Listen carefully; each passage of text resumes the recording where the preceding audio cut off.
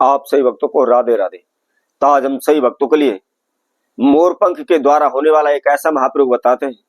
यदि आप धन को लेकर परेशान है, कर्जे को लेकर परेशान है, आपके घर में सुख शांति नहीं है, उच्चाटन बनी हुई है, दिन प्रतिदिन झगड़े होते रहते हैं, दिन प्रतिदिन आपके घर में नुकसान होते रहते हैं, एक दूसरे से कोई भी बात करने को राजी नहीं है, किसी की बात मानने तक को राजी नहीं है, आप दिन रात निरंतर भगत सियानों के चक्कर काट रहे हैं, ज्योतिषियों के चक्कर काट रहे हैं, ओने टोट के आप कर रहे हैं, लाखों करोड़ों आपने ओने टोट के कर दिए हैं, रात दिन आप ओने टोट के कर रहे हैं, लेकिन फिर भी आपको कोई भी लाभ नहीं हो पा रहा। समस्याएं दिन पर दिन बढ़ती चली जा रही हैं, आपका जीवन बद से बदतर हो चुका है, आपका जीवन संपूर्ण तरीके से तहस नहस हो रहा है, कहीं से कोई भी रास्ता आपको नहीं मिल पा रहा। करें तो क्या करें, कहां जाएं, कुछ भी हमारी समझ में नहीं आ रहा। तो ऐसे में आपको क्या करना है, मात्र मोर पंख के द्वारा यह प्रयोग है, कोई भी इसके अंदर तंत्र मंत्र नहीं है, कोई भी ओना टोटका नहीं है, इसके साथ साथ किसी प्रकार का आपका धन खर्च नहीं होना। आपने चाहे भगत सियानों पर जा जाकर के हजारों लाखों रुपए लुटा दिए हैं, परंतु इस उपाय को करने में आपका कोई भी खर्चा नहीं लगना। बहुत ही सिंपल सा, बहुत ही आसान सा प्रयोग है, बहुत ही छोटा सा प्रयोग है, और इसके साथ साथ आपको कहीं भी जाना नहीं है, घर पर बैठे इस प्रयोग को आपने करना है।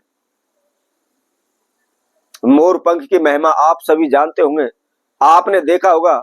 भगवान कृष्ण भी स्वयं इस मोर पंख को अपने सर पर धारण करते हैं। तो यदि आपके जीवन में किसी प्रकार की कोई भी समस्या चल रही है, बार बार दुर्घटनाएं घटित हो रही हैं, बार बार समस्याएं आ रही हैं, समस्याओं का पहाड़ आपके सर पर टूटा हुआ है, धन पैसे को लेकर आप परेशान हैं, घर में दिन प्रतिदिन झगड़े हो रहे हैं, तो ऐसे में आपको क्या करना है, आइए हम आपको इस मोर पंख का उपाय बताते हैं। इससे पहले जिस किसी भक्तजन ने हमारे चैनल को भी सब्सक्राइब नहीं किया है, तो वह सर्वप्रथम हमारे चैनल को सब्सक्राइब कर लें, और इसके साथ साथ जो भी भक्तजन इस वीडियो को देख रहे हैं संपूर्ण देखें, आखिर तक हमारे साथ जुड़े रहें। तो आपको क्या करना है, इस महाप्रयोग को आपने एकादशी तिथि पर करना है। मात्र केवल आपको 4 मोर पंख लेने हैं, और 4 मोर पंख कौन से लेने हैं, केवल उसका जो चांद का हिस्सा होता है, आपने मोर पंख देखी होगी, उस मोर पंख के बीच में एक चांद छपा होता है, केवल आपने वही चांद का टुकड़ा आपको लेना है। लेकिन ध्यान रखना है,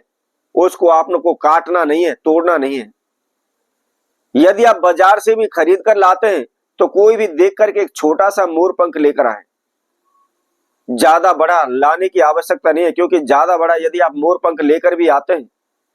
तो उसका प्रयोग सही विधि अनुसार नहीं हो पाएगा, क्योंकि उसको आपने मोड़ना पड़ेगा, काटना पड़ेगा, तोड़ना पड़ेगा। तो ऐसा उसको नहीं करना है, मार्केट से आप देख करके आप छोटा सा मोर पंख लेकर आए,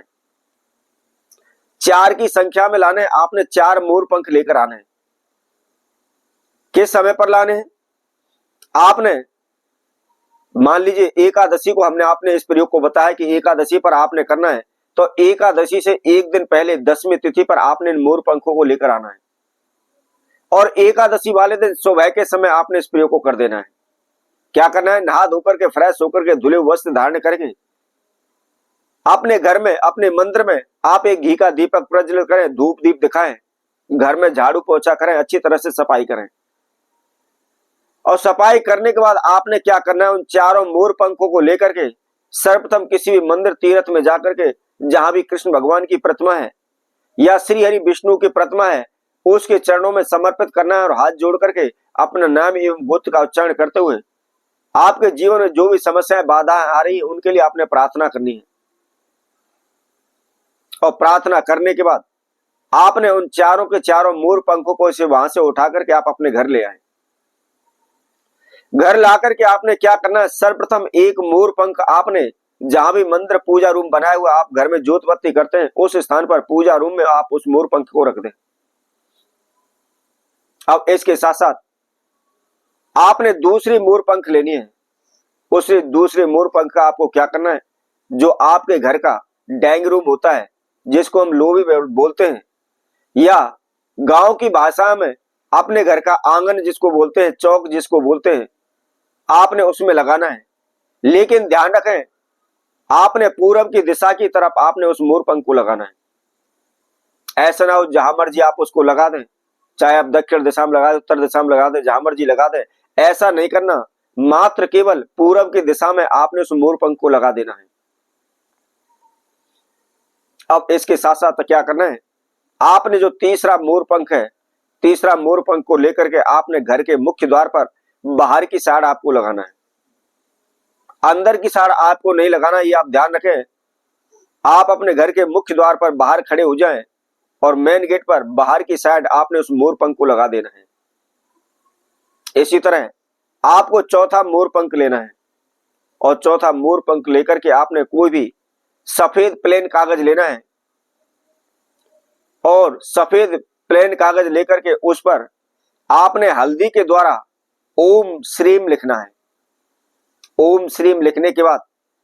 जो आपका चौथा मोरपंख है, उस चौथे मोरपंख को आपने उस सफेद कागज के अंदर रख देना है और कागज के अंदर रख करके आप उसको अपने पर्स में रख लें, अपनी जेब में रख लें। आप कहीं भी चले जाएं, कभी भी आपके जीवन में अनहोनी घटना नहीं घटेगी, किसी प्रकार का कोई अपमान सहन आपको नहीं करना पड़ेगा। आपके घर में सदैव सुख शांति बनी रहेगी, आप धन धान से परिपूर्ण हो जाएंगे, माला माल हो जाएंगे। तो इसी तरह हम आपसे भक्तों के लिए और नए उपाय के साथ, नई वीडियो के साथ पुनः उपस्थित होंगे। तब तक के लिए सभी भक्तों को राधे राधे।